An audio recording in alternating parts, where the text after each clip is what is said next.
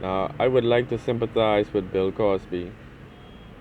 He's one of the many black celebrities and icons that we all grew up watching. We appreciate his comedy. Um, he was a part of all of our lives for many years, um, and into syndication. As the show went into syndication, successive generations were able to see this black family situational comedy. Um, we all appreciated it. But the thing is, when the first allegations were brought against Bill Cosby, the first thing that came to my mind was a speech that he gave at an NAACP commemoration of the Brown versus the Board of Education Supreme Court decision.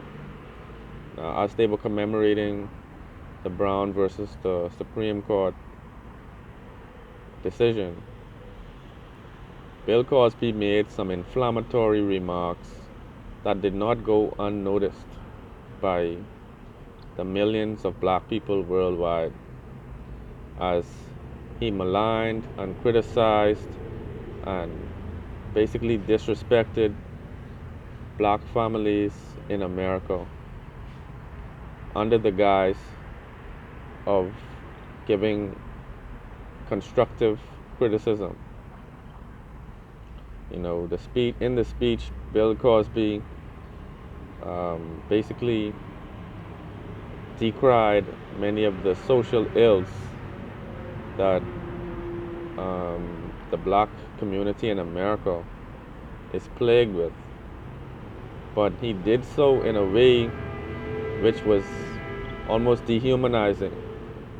You know, he even spoke about the family names that people give to children today, like Shaniqua and Letitia and Shantiqua and Quintanica, whatever the name is. He basically used this opportunity at a gathering that is supposed to actually build enlightenment and is supposed to actually increase awareness of an important and historical decision in the Supreme Court. Bill Cosby used this opportunity to compare and contrast generational differences, um, basing it on his own childhood and the present day.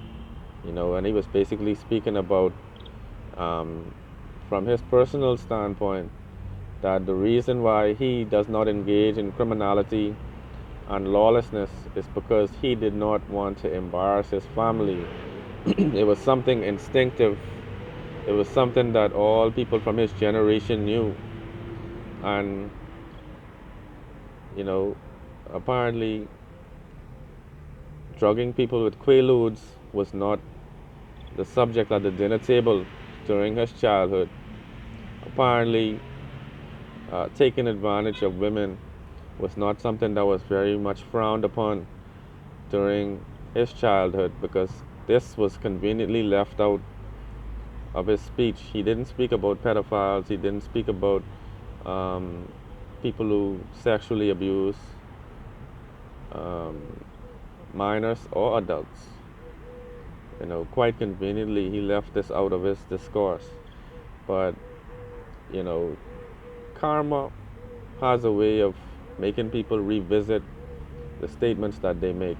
Because while Bill Cosby is facing a sentencing, and while he faces jail time up to as many as 30 years in prison, I'm sure he would like to have some support from the Shaniquas and the Jamals and all of us in the black community who he so carelessly disrespected during this NAACP commemoration ceremony. And so while I sympathize with Bill Cosby's family for having to lose um, the patriarch of their family, Bill Cosby must remember the comments that he made about the black community um, at the NAACP. One love.